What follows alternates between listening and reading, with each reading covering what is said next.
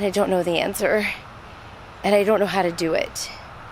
I'm getting really frustrated, and they're getting really frustrated. Good morning, sleepy girl. This is the second video in a series that I'm putting together called How to Homeschool When Times Are Tough, or When You Have Life Changes. And I'm doing it in the style of a day in the life because we are having some tough times and life changes. A couple of them, actually.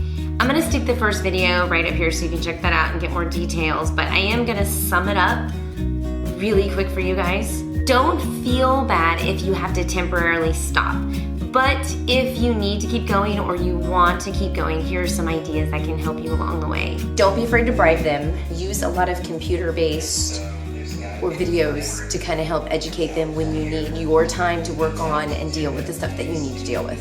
Eat healthy. You eat healthy because mom, dad, you guys are the ones that have to keep going. You're the backbone of the family. However, if you need those quick meals, sometimes those can really just help out.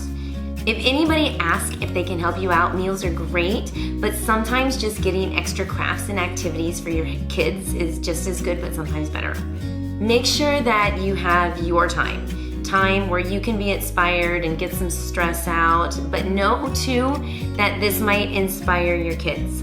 And remember that art, PE, crafting, design, computers, and even cooking are all considered schooling. Oh, and helping out others too. If this is a long-term tough time, do consider doing some co-ops. Some are really low cost and some are more expensive, but they can really help you out with community and also taking some load off of you when it comes to teaching. Don't be afraid to bring your kids on errands. If you need to go to the store, they need to know that you're there for them because they might be grieving too, and they need to know that there is some stability from you in the family. And this is the time too where you're probably going to be connecting with them the most. They're never gonna forget this time. Now, I am gonna pick up right where I left off, which was Tuesday night, right after we got back from co-op. All right, we made it home. It is now 6:11. We have to head back out to the new house. And they're excited. I have my new shirt on that I made, look.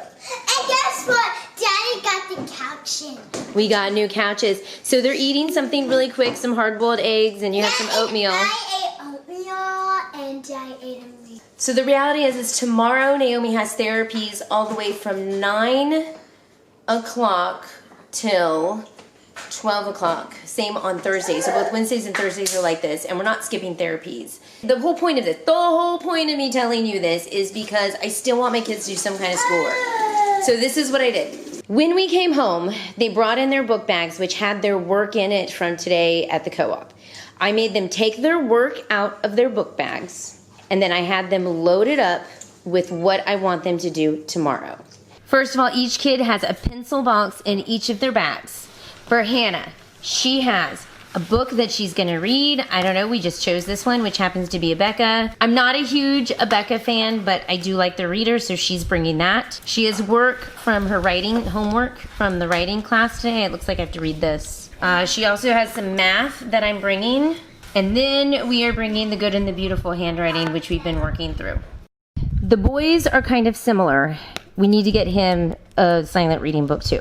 So you have a silent reading book. This year I decided to do spelling workout. Not that I'm crazy about it, but it's easy to do and quick, and I don't have to do any prep work. So both of the boys are doing this. I have writing for both of the boys. I made sure with the lessons for tomorrow that this is something they can do without me. Both have handwriting. Both of them have their math notebooks where they have a math assignment in them from the class that they're taking today. I forgot to mention, they don't know this yet, but there's some grammar coming their way. So, yeah. But as a secret, if they don't finish their work for tomorrow, I'm not gonna make them do it all. I'm not doing that in front of them. They're not around, they can't hear me whispering. I'm not whispering, but we're not gonna do it if we don't finish.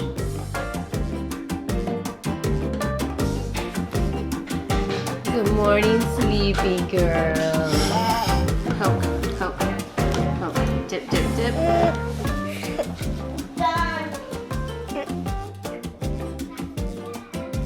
Mommy,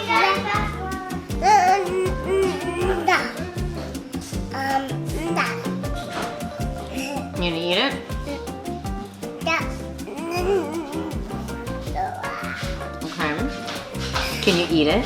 No. No? You're gonna talk to it instead of eating it? No.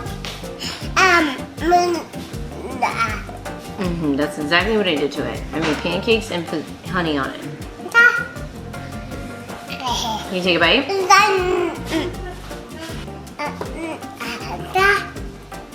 Did you guys get your book bags in the car like I asked you to?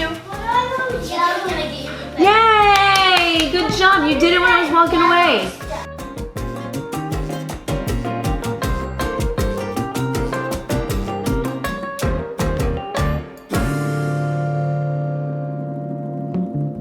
So I had to walk over here for just a second. I know, they look great, right? They look so peaceful in the middle of nature, but let me be totally real with you guys.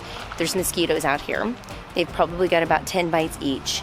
We're stuck in this parking lot for 2 hours. We can't go inside. Thank you, COVID. I decided to do schoolwork.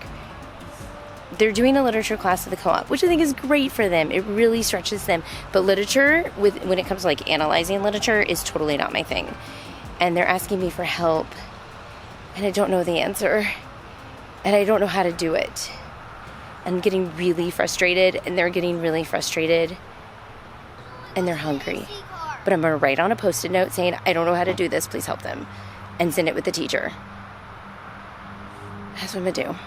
Okay, let me explain. Thursday and Wednesday, it's normal for us to be at therapy. Thursday's longer, we're from 9 to 12:30. Usually we're in a van.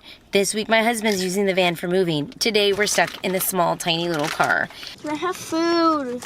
No, I'm not eating that. I am not eating this. There's some oranges. There's some oranges in the trunk. Alright, I'm gonna go to the... And it's getting crowded. That's why we went outside. But I did learn something. And I think this is just a general tip, whether or not you're just having drama in your life or not. Certain things probably need to be done at home and not during this time. So our literature class that the kids are taking, it's hard, it's challenging, and it's hard for me too. If we're gonna do the homework, we're gonna sit down at home, no distractions, no need to climb all over each other in a small little car because we have way too much energy. And we're going to do that. We're going to sit down. We're going to schedule a time. We're literally going to schedule a time for this. This is what it's like for 3 hours. And if I give them the easy work that they can focus on and don't need my help with, they can do it. Or like we could read a book together. Or we could listen to a book on tape. Or we could, we could eat. They're eating. Play a game. The baby's Take a walk. We took a walk. So it appears that the silent reading book thing works. It's silent right now.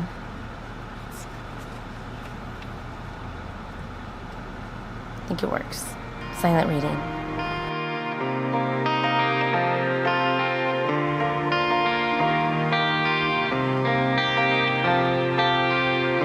Oh, I need you, how I need you by my side. And I want you.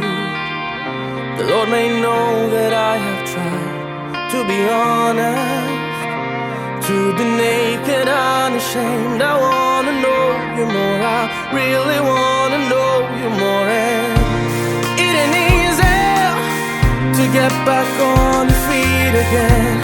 And I hold on sooner or later. Tell me when. Everlasting. No, my desire is a burden and a blessing, and a burden and a blessing, and a... You know, no one ever said that you have to homeschool from 9 to 2 o'clock every single day. Like, you could do it whenever. So maybe this is a thing with therapies. We play in the morning, and then we do schoolwork in the afternoons. Because that's just kind of how our schedule is. I don't know. I have to think on that one. But meanwhile... to get back on your feet again. And I hold out sooner or later. Tell me when. Everlasting. No, my desire is a burden and a blessing, and a burden and a blessing, and a... So today's physical therapy and occupational therapy look a little different for us in the car. I learned my lesson yesterday. We got the van today, so we didn't get the car, so we're not all squished in a car. But today, I just had the kid read books, right? Ethan has been sucking down that book. What are you reading, Ethan? How to Train Your Dragon. Yep. And I made sure the kids had food, and I did cheat. We went to Dunkin' Donuts. We got egg and cheese wraps, which might be on the healthier side of fast food. I don't think it is because it has cheese. Yeah. But it has eggs. Yeah.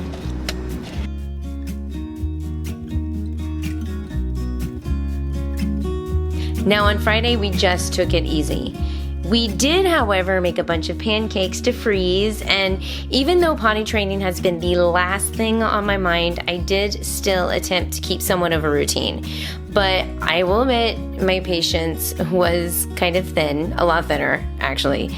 So it was more about going through the motions instead of worrying about whether or not she went to the bathroom, timing it out, that kind of stuff. We also spent some time packing the car because Sunday is going to be our official moving day, like the big stuff. I'm also going to vlog that and share some of my thoughts on what went through my mind when we were picking out our home, keeping in mind our situation with Naomi, the toddler, the homeschooling. So until then, I'm gonna go ahead and stick a bunch of videos right around here. Check out our playlist and don't forget to subscribe so you can see the next video, our new home, and also I can see you in our next video. So until then, I will see you later.